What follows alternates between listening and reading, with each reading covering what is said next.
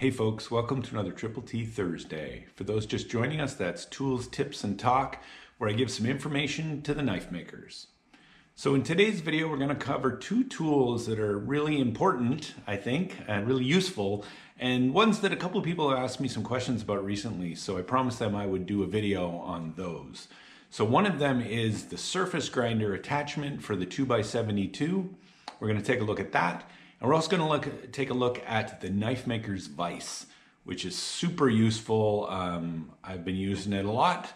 I'm working on the cleaver build and I'm in hand sanding hell right now. And believe me, the knife maker's Vise makes that less hellish.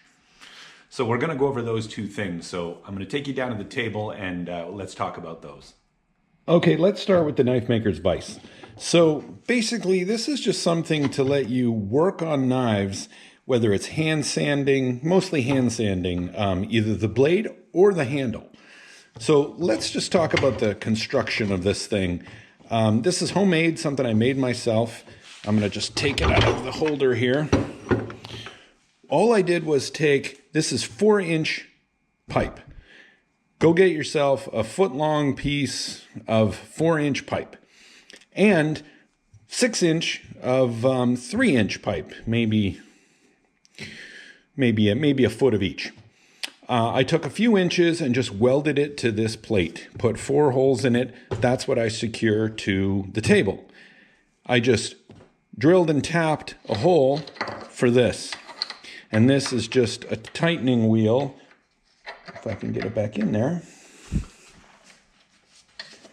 to tighten the base. The base just sits in there so that now I can tighten this down and then, okay, if this was tight, this doesn't move.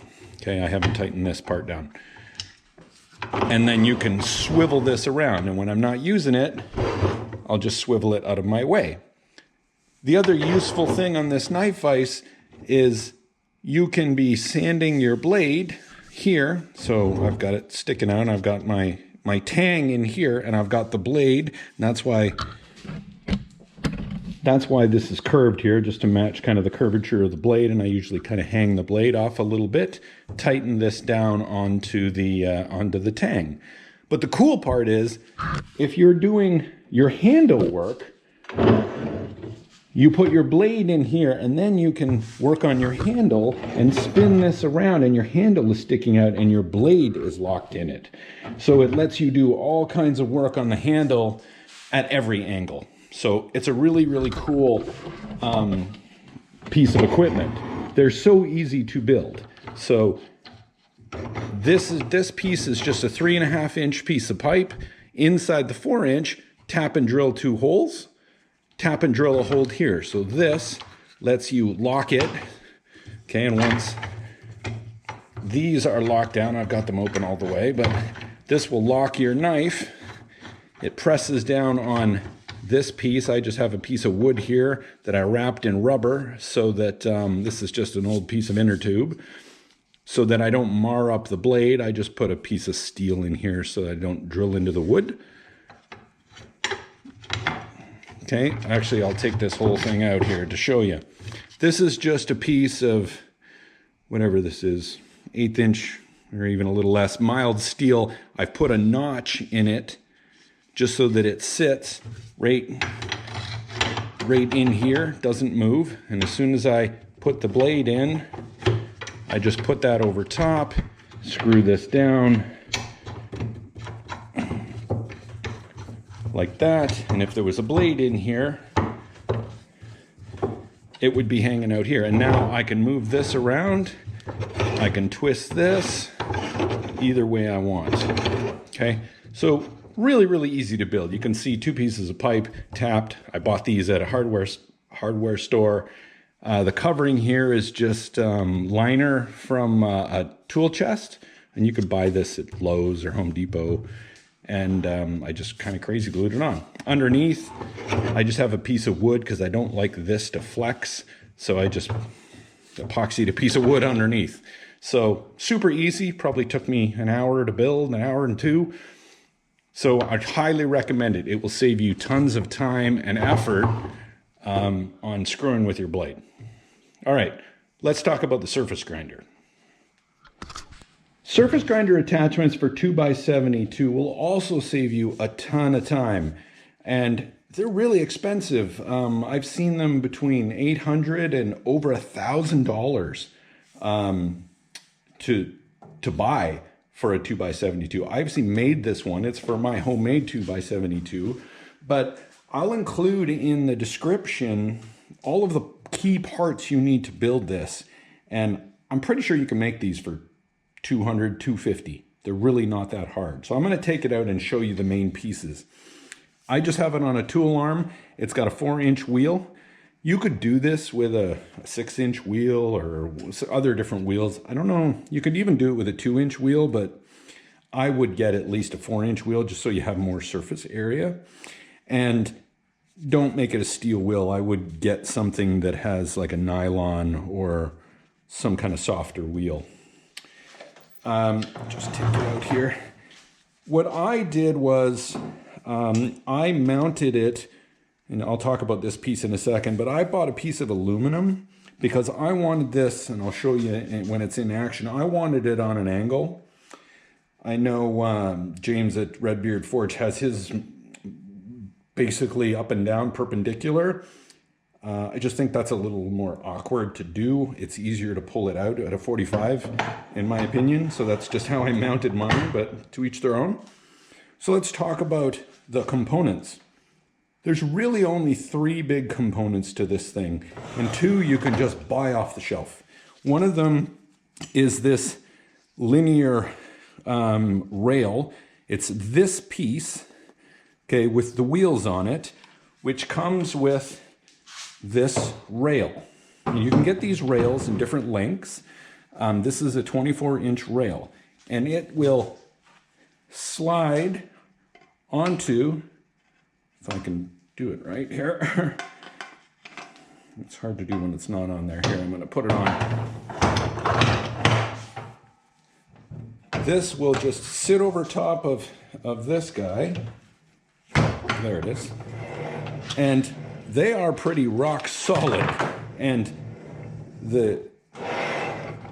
that's what you're going to use. So this is going to give you your linear movement, okay? And they are very solid. They don't move. You don't get any flex into them. They're really, really solid. And I'll put so that's one of the main parts, is the linear guide rail. I just drilled a hole, put a bolt here, and that's my handle. Okay, so linear guardrail. The second one is the sliding table, and that's this black section right here. And these are just accurate tables that you can turn, and you can see it's kind of moving. And I never even use this little guide. I just look at the belt and see when it touches and then give it a little quarter turn. And that just moves your blade up and down. Okay, so pretty simple, but these are really accurate, very stable, and again, have no flex to them. So that's why I mounted this onto the piece of aluminum. You're gonna have to play with, I had to put a little aluminum shim here, so I had it the right distance and all of that fun stuff, but that's not hard to do. You'll figure that out with your grinder, and whatever grinder you need to do. Lastly, and this is probably, I wouldn't say the most complicated, but you might need a special tool to do it, is the magnetic chuck, okay? So you can either buy a magnetic chuck, and you're gonna have to figure out how to mount it, okay, or make one. I made this magnetic chuck. It is made from a 2-inch by 1.5-inch piece of aluminum, okay? I happen to have a mill, okay? Because I have a mill, I just milled these 1/2-inch channels that are, I think, a 1/2 inch deep, right? And I milled the channels every, there's a 1/2 inch space. So I milled these channels, and then I put these rare earth magnets. I don't know why they call them rare because they're everywhere, but these magnets, and I put 2 in each slot, and they're separated. There's a plastic separator here. You don't want them touching each other. And that gives pretty good You know, oh, it's got a bolster, but you can see it's pretty solid. Okay.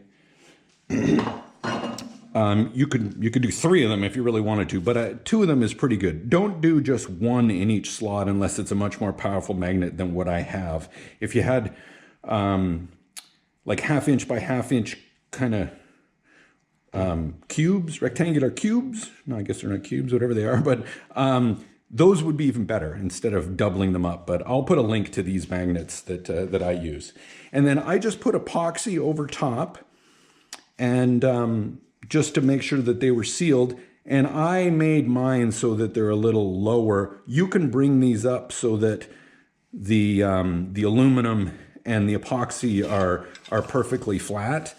I don't know why I didn't do that. I think I just ended up milling these a little deeper than I should have. But it would have been nice if it was flat. It would have been easier to get all of the dust out of it. But oh well. It works great either way. So for this, another thing I wanted to explain. So you want to get these, it's another reason to use a mill, to make sure you get these slots for the bolts perfectly aligned. So it's good to have a mill. So either buy this or get someone who has a mill and go do these with a mill so that they're perfectly level. Because you want this flat and you want it perpendicular, perfectly level this way with the guide rail. And then I just went and drilled these same 3 holes. And it came with holes. I think I actually reused these holes and just drilled them a little bigger. So they were already aligned. I didn't have to do much. Lastly, you'll notice this one has a channel. And there was a reason for that. Because what I can do on this is I can actually take the center bolt out, and you may have seen this in a couple of videos that I've done. I'll take the center bolt out and I'll raise the back, okay, just a little bit or whatever I want. And you think about it, if the back is raised and I put the knife at the same place and then flip it and flip it, you can actually do a distal taper on this. Because as you drag it from here to here, this end's higher, you're going to get a taper. So you can do really easy distal tapers for things. And I've done that where I wanted to, I needed to have a very, very precise distal taper on both sides of the blade. So I ended up doing it with the surface grinder. So another good idea, if you're going to do something like this, leave yourself a gap here so you can remove this. So it works really well. Sorry, that's in your way. It works really well. You'll see me use it all the time. I use it to clean Damascus pieces. Super useful tool. So I'll put the pieces to build this in the description. So I hope those tools were useful for you, and you can build your own out of the way I described them. If you have any questions, leave them in the comments. But I want to spend a minute and talk about what's coming up. So this weekend's build hopefully will be the final build of the cleaver. I'm running into some other things that's making me have less time to work on it, but hopefully I'm going to finish it and the build will be done on Sunday. I've got a special project build that's going to be really, really complex. And I'm not going to let the cat out of the bag until the build is done. So some of my other builds after the cleaver, you know, they're going to go kind of slowly because I'll also be working on that special project build. So if you see what seems like really slow progress and hey, this guy's not doing anything, you're going to love this special project. So stay tuned on that one. But I will be starting after the cleaver, I will be starting the Wakizashi build. So that one I'm excited about too.